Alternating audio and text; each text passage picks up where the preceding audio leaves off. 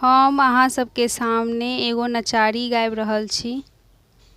फिर ले शंभु के करन माँ गौरी दाए बन में ना। फिर ले शंभु के करन माँ गौरी दाए बन में ना। अन्न त्यागल पानी त्यागल त्यागल परान माँ।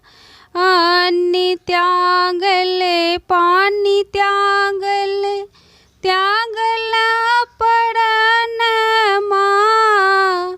बेल पात चिबाई गौरी राखल परन माँ गौरी दाए बन में ना। फिर ले शंभु के करन माँ गौरी दाए बन में ना। होम केलन जाप केलन नारद भवन माँ। होम केलन जाप केलन नारद भवन माँ। गौरी के लिखल छल इहो बुढ़ सजन माँ गौरी दाए बन में ना। गौरी दाए बन में ना। फिर ले शंभु के करन माँ गौरी दाए बन में ना।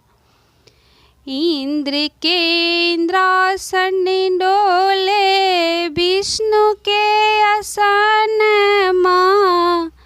इंद्र के इंद्रासन डोले विष्णु के आसन माँ।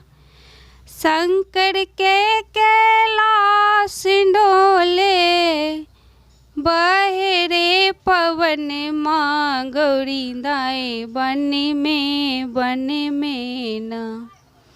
फिर ले शंभु के करन माँ गौरी दाए बन में ना। फिर ले शंभु के करन माँ गौरी दाए बन में ना। फिर ले शंभु के करन माँ गौरी दाए बन में ना। जय मिथिला जय मैथिली।